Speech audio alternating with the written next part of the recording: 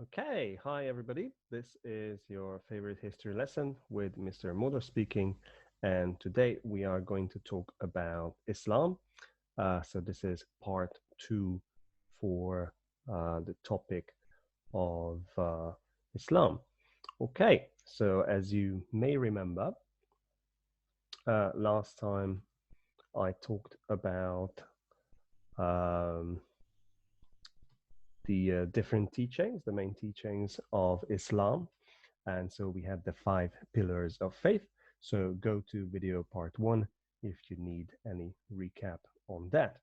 So today I'm going to talk about other important teachings and other aspects of the religion of Islam. And immediately you can see one of the most important mosques in the Muslim world.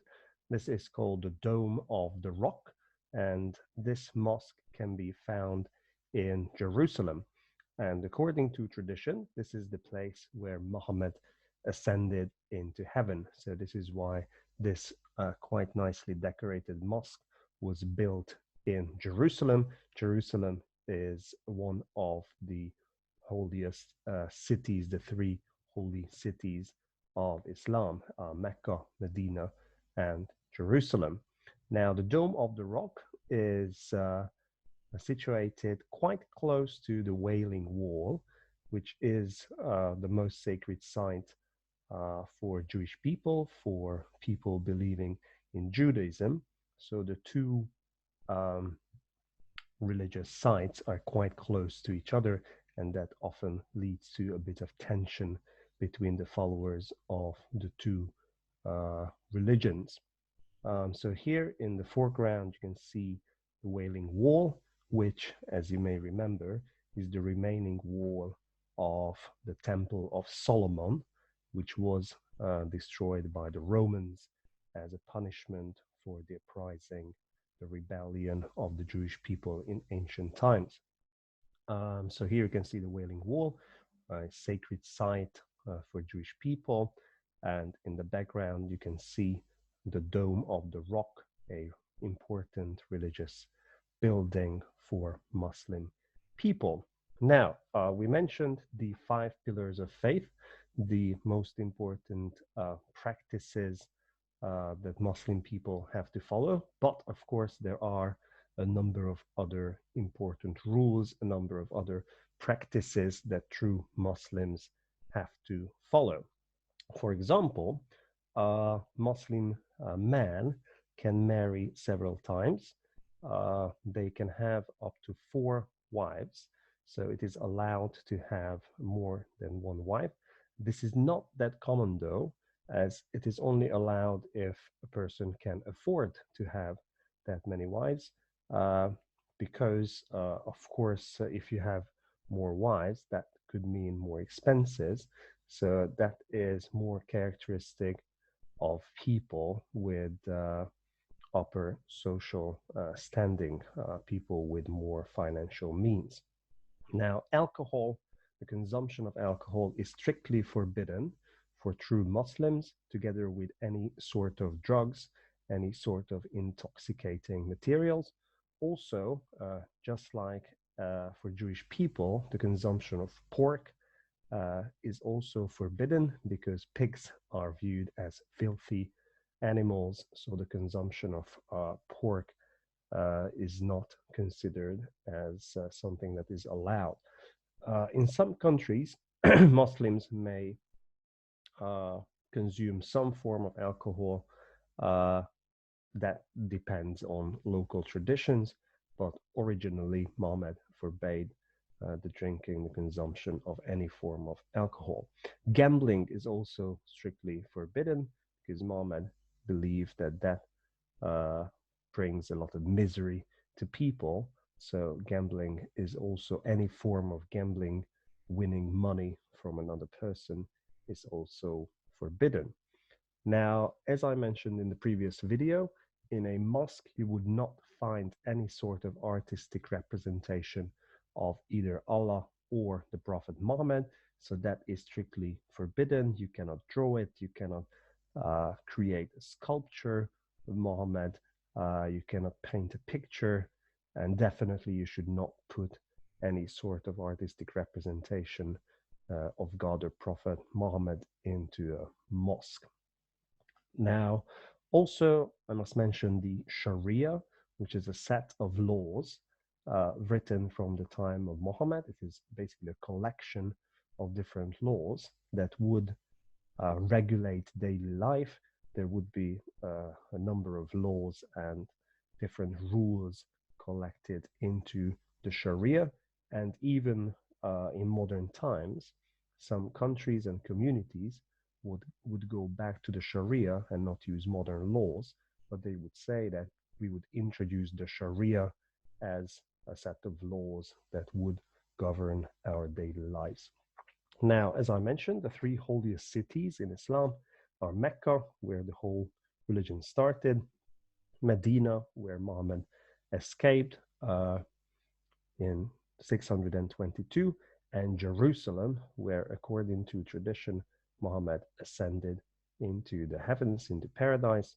And so Jerusalem is the holy city of not just Islam, but as you remember, for Christians and for Jewish people following the religion of Judaism.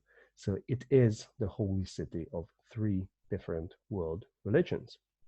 Now, the clothes and the veil that Muslim women often wear is something you probably have seen if you have met Muslim women or in films or about the Middle East. And that we have to make a difference between different forms of different clothes, different veils, because in different countries, Muslim women would wear different types of veils and clothing. You can see some drawings, and you can see that uh, different versions of the same sort of outfit. For example, the hijab is just basically a veil you would Muslim women would wear on their hair, because the basic idea is that Muslim women should cover their beauty, should cover their hair, and even they should cover their face so that man would not see their beauty and would not be attracted. Uh, of course, they don't have to wear it when they are at home or together with their family or husband, but if they go out on the street, so if they meet strangers or foreigners, they should cover their beauty. And of course, in some countries, this led to debate whether this is a religious symbol or is it just a tradition. And for example, in France, there has been a ongoing debate whether these veils should be allowed to be worn by students, because, for example, in France, you are not allowed to have any sort of religious symbol in schools.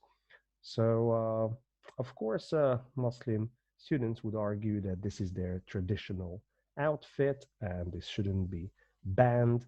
But some people view this as a sort of religious symbol, and this is why they would not like it to be shown in schools. And of course, the strictest form of clothing for Muslim women is the burqa, something you can also see here. And that is basically a veil that would cover the body fully. So in countries like Afghanistan or Pakistan, Muslim women would wear a veil that would cover not just their full body and hair, but also their face. So they would just have a very small space to see the world. And of course, this is the strictest clothing in the Muslim world, but that is not characteristic in all the countries, just in some of the Islamic countries. Now, how did Islam spread throughout the world? There are, of course, a lot of um, countries where Islam is characteristic. It is the second biggest religion in the world. And so the historic question is, how could it become so successful? How did it spread throughout the world? Now, for a lot of people who came across this new religion, they felt that this is a not so complicated religion. It is easy to learn, it is easy to practice, there aren't that many rules. So this added to the success of Islam.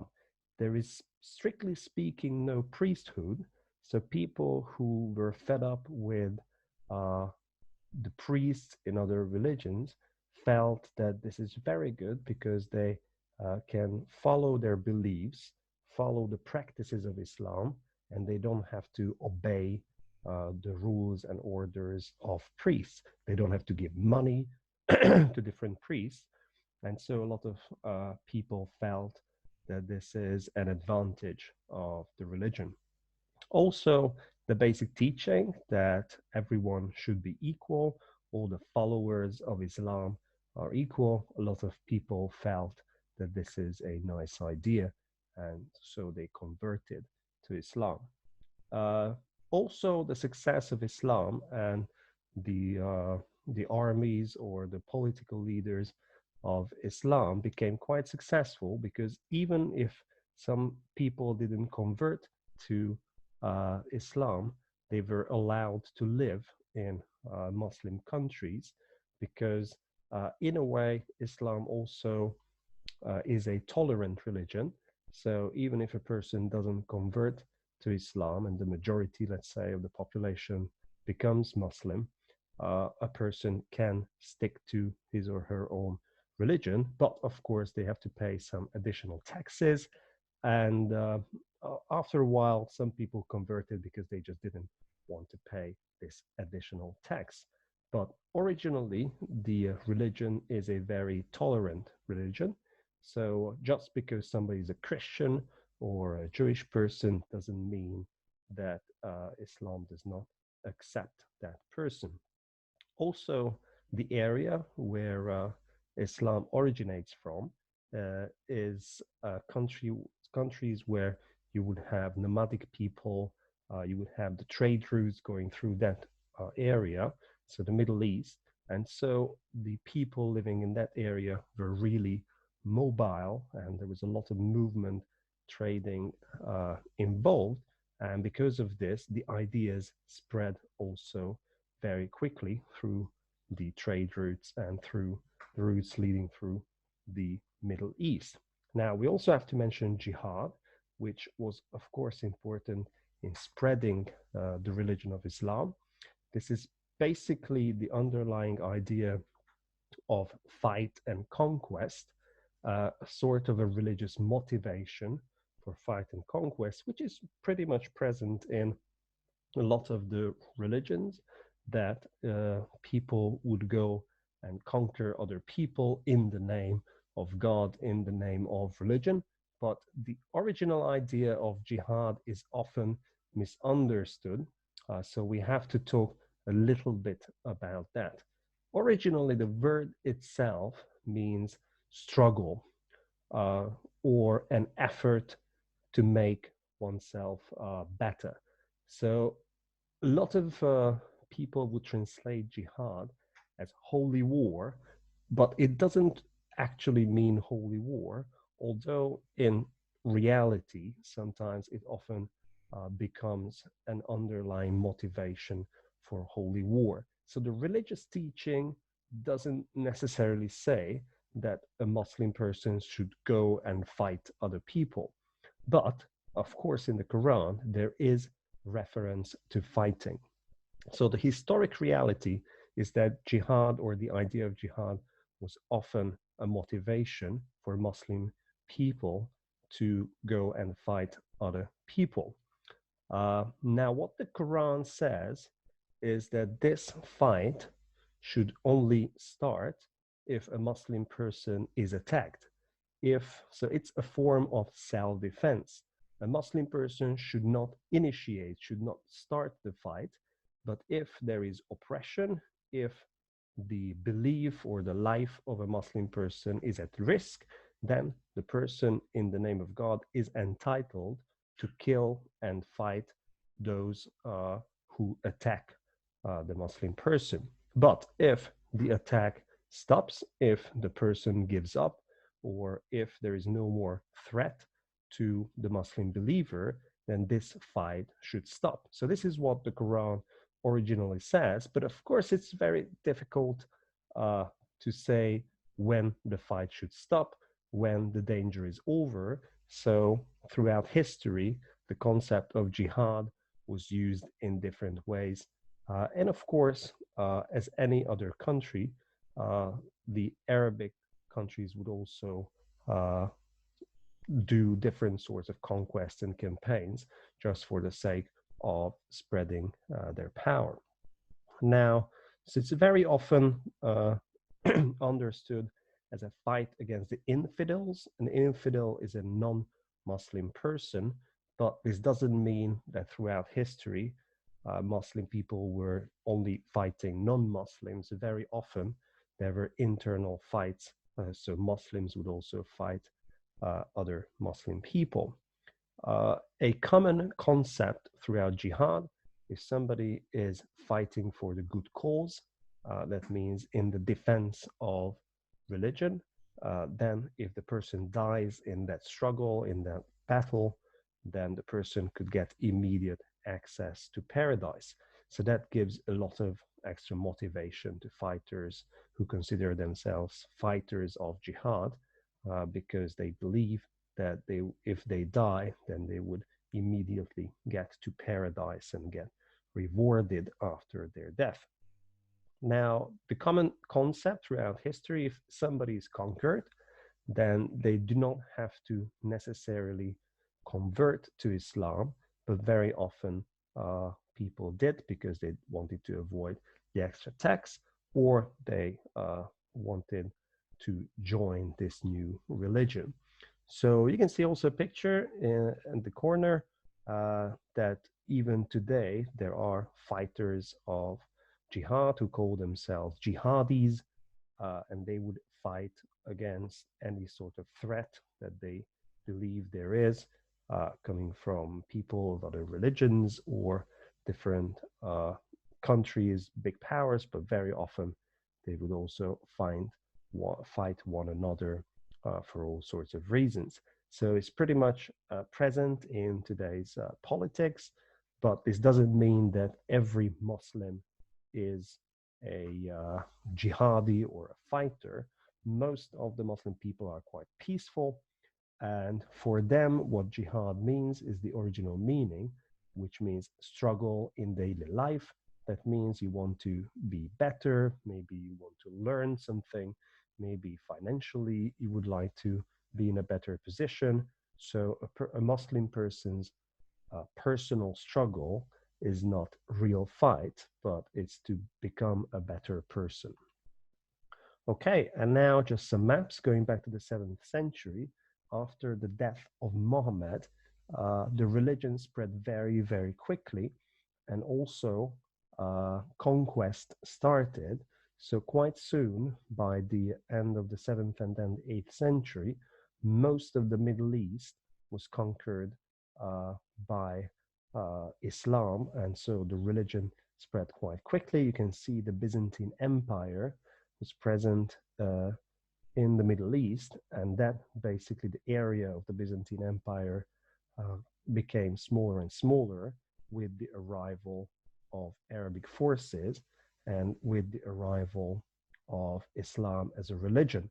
So you can see the green areas starting out from Saudi Arabia at the death of Muhammad in 632. It's just most of the Arabic Peninsula, which was under Arabic control.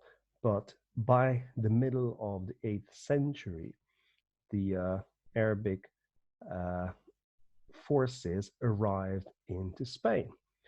So in 711, this is the date when the Arabs crossed Gibraltar. At the time, it was not called Gibraltar. Basically, the name originates from this crossing. The military leader of the Arabic forces was called Al-Tariq. So Jibril al-Tariq means the rock of Al-Tariq. So this is where the name of Gibraltar comes from. And as you can see in the map, the Arabic forces conquered much of today's Spain. So Hispania came under Muslim control. So this is the place where they crossed.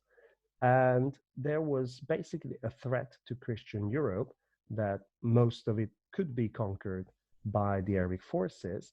But in 732, there were some smaller battles, the Battle of Poitiers, for example, where the Frank forces, Christian forces led by Charles Martel, king of the Franks, stopped the advance of the Arabic forces.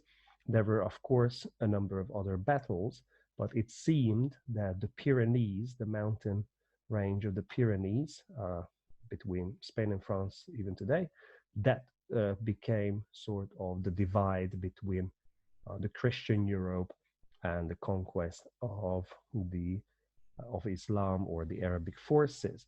Now, in Spain, or in today's Spain, the Muslim forces stayed for another few centuries until 1492, when they were finally expelled by the Spanish, by the Christian forces. This long struggle is called the Reconquista, or the reconquest of the area from the Muslim people.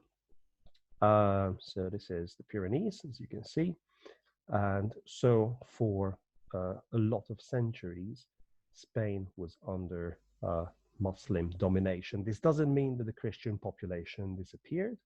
The Christian population was coexisting, living together with the Muslim population and the Muslim leaders. Now, in the world, if you have a look at the map, you can see the areas that Islam as a religion controlled. So starting out from Saudi Arabia, it spread towards the west. And so most of the northern part of Africa became part of the Muslim world, spreading towards today's Turkey. Okay, Turkey is, of course, a Muslim country today. So towards Asia Minor, and also towards Central Asia. So the yellow areas, these are all Muslim countries dominated by the religion of Islam. And something you might not imagine, but towards the Far East, in the area of Indonesia and Malaysia, that is also part of the Muslim world. People living there also are Muslims. Now, if you just have a look at all these countries, you can see the population in millions. You can see that basically the country with the largest Muslim population is Indonesia, okay, and Pakistan, and also India, which is predominantly a country with Hinduism. You can see a huge Muslim population, 161 million people. But of course, that amounts only to about 13% of the population, because the large majority of the people are not Muslims, but Hindus.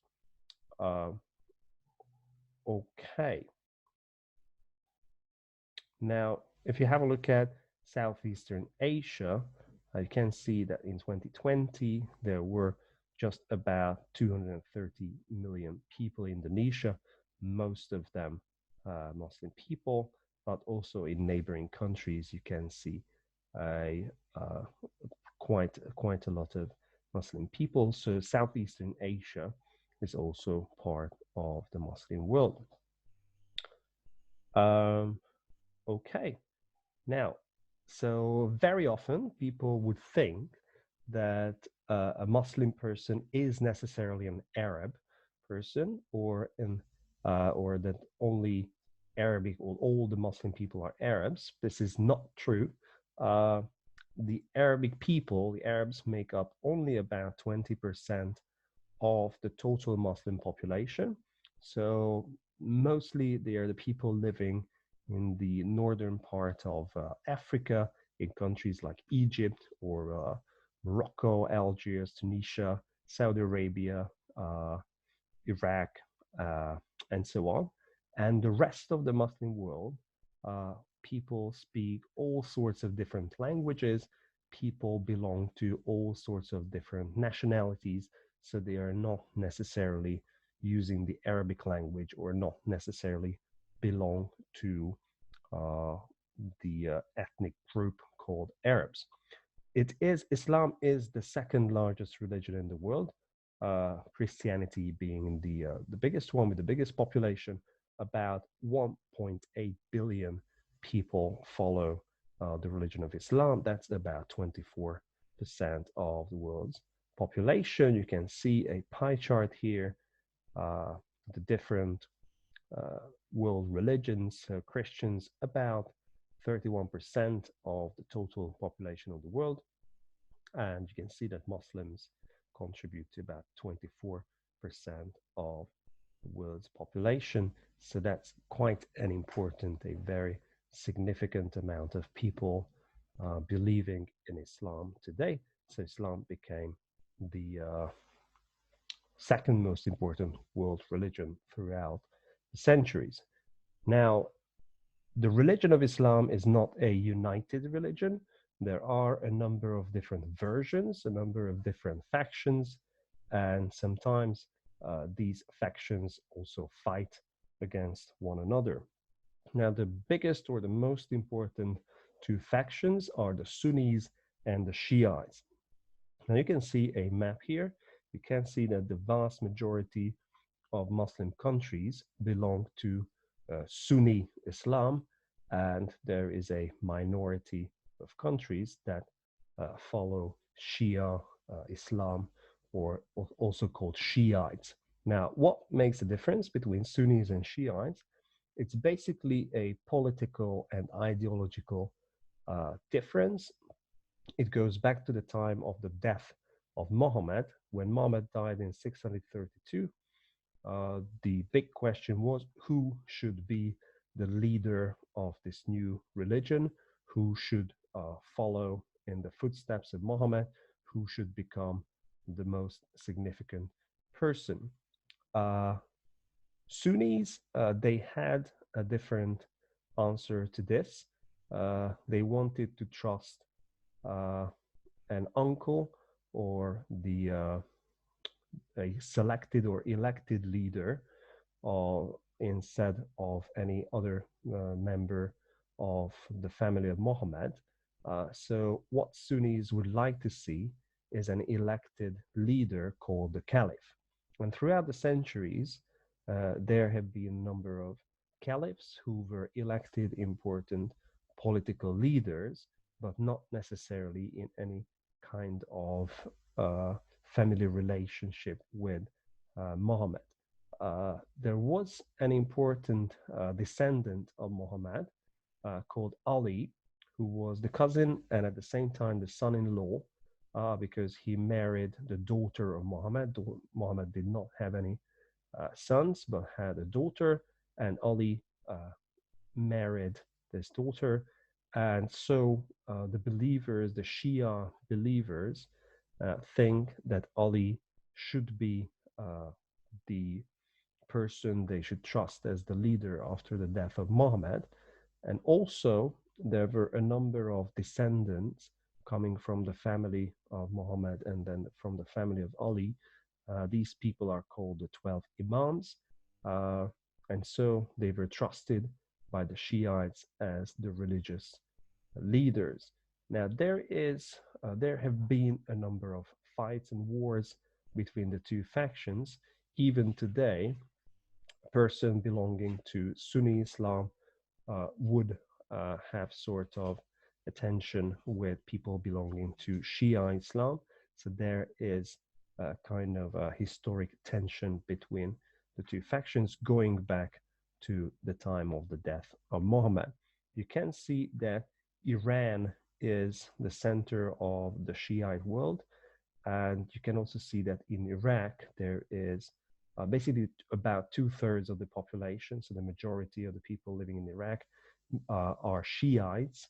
And also, you can see that near Yemen, Saudi Arabia, Afghanistan, there are Shia population, but the majority of the Muslim world, more than 80% of the Muslim world, belongs to the Sunni Islam. Um, okay, now culture and knowledge. Uh, the Arabic world throughout the Middle Ages was an important center of culture and knowledge. So it isn't just religion, but also knowledge was very important. And at many instances in history, was more developed than European knowledge or European science. Now, you may remember that in ancient times, the Greeks and the Romans had a really developed scientific knowledge in mathematics or in physics. But that knowledge, a lot of that knowledge was ignored or forgotten throughout the Middle Ages. The simple reason for that was that the Christian scientists, the Christian priests, believed that anything coming from a pagan person, anything coming from a non-Christian person, is not science or knowledge motivated by God, so that should be ignored. But in the Muslim world, scientists had a different approach. They had a more scientific approach, and they were reading the Greek and the Roman authors, and they adopted and used a lot of that knowledge. So basically, after a while, the Europeans rediscovered this knowledge in the period of the Renaissance, but a lot of the books and the knowledge came throughout the Muslim world. So the Muslims had a very important role in mediating ancient Greek and Roman knowledge to early modern Christian Europe. So in the Middle Ages, a lot of that knowledge from ancient times was neglected, was not used, but in the meantime, the Muslim world used it and also enhanced it and developed in many of the fields. Now, just some of the fields we can mention: alchemy, which is basically chemistry, mathematics, if you just think about algebra, Arabic numerals, these all have a lot of important scientific knowledge coming from the Muslim world. Of course, we still use the Arabic numbers instead of the Roman numbers, and those were originally basically the decimal system was used in India, and through the Muslim world, it got to Europe, and basically from the end of the Middle Ages, it became more and more widespread, the usage of Arabic numerals throughout Europe. Astronomy, so watching the planets and using the stars for navigation, those also a lot of knowledge comes from the Muslim world, and that knowledge was later on used very well by explorers in early modern times. But also in medicine, in healing, there were a lot of knowledge that was later on used in Europe as well. And we have to mention cultural achievements, poetry, Arabic poetry, and architecture were also quite advanced. So you shouldn't just imagine the Muslim world as a lot of people on sitting on camels. And so it is really a developed culture from the Middle Ages on, and there's a lot of knowledge that came from the Muslim world. Now, just a few pictures of different buildings. We are talking about architecture. This is the Alhambra Palace in Spain. So some of the remaining architectural sites, buildings from the period when Spain was conquered by the so-called Moors. That means Muslim people living in Spain. And also you can see Alcazar, which just means castle. So there are a lot of these castles all around Spain. And even today, if you go to Seville, for example, or into any of these sites, you can still see the original nice palaces built by the Muslim population. Of course, the leaders, the rich leaders of this period. The Muslim people living in Spain, are often referred to as Moors uh, in most European languages. And so you can just see different, very nicely decorated buildings from this period, from the Muslim culture. Okay, so you will have a number of test questions later on. So the things you should concentrate on is, of course, the meaning of Islam, submission to the will of Allah, the early life of Muhammad, how he received his first revelations and how he escaped and came back. So the most important events in the life of Muhammad, the 5 pillars of faith, I explained in the previous video, the other rules that Muslim people have to follow, the place of worship, that is the mosque, the tower, that is the minaret, and the muezzin, the person calling people for prayer. The Kaaba shrine, I explained the significance of the Kaaba shrine and the origin, also the difference between Sunnis and Shiites, cultural, scientific importance, I just explained a few minutes ago. The hijab or the burqa, why women have to wear that, and different important terms, jihad or the Sharia. You should be able to explain what they mean. And also, you should be able to name some Muslim countries in Asia or in Africa or in the Middle East. I haven't mentioned, but there are also Muslim countries in Europe. Albania, for example, is mostly populated by people who believe in Islam. Also in Macedonia, there is quite a big Muslim population. In Kosovo, mostly inhabited by Albanians. And in Bosnia and Herzegovina, about a third of the population are Muslim people. But of course, these days, due to centuries of immigration, there is a growing Muslim population throughout Europe. So you would meet Muslim people basically wherever you go in Europe. Now, just a short video at the end about the spread of different world religions. So just a short 2-minute video about how the different world religions spread. You can see the 5 main world religions here: Hinduism, Judaism, Buddhism, Christianity, and Islam. Hinduism is often considered as the oldest. So from about 3000 BC, that started to spread throughout most of today's India. And of course, it spread to Southeast Asia as well. Around 2000 BC, you can see that Judaism also appeared in the Middle East. And basically around the 5th century BC, Buddhism appeared in India. Now, Jesus was crucified around in the beginning of the 1st century AD. So you can see that already we have 4 big world religions. And then in the 7th century, Islam started to spread from Mecca and to much of the Middle East and to northern Africa and today Spain. You can see that Islam also spread to the southern regions of Europe.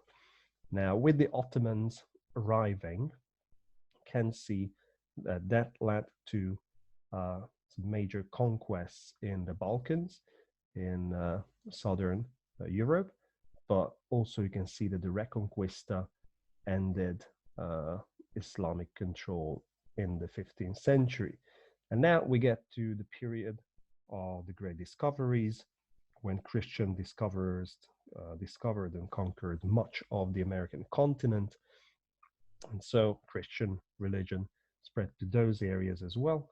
And throughout the 18th and 19th century, much of southern Africa became dominated by Christianity. And the state of Israel was also established in the 20th century. Okay, so this is how the world looks like in the 21st century. And so this is where we stop. Okay, very good. So yeah, I'll just try to get back to you. Okay, so this is the end of the second video about Islam. And so see you next time in the next video. Goodbye.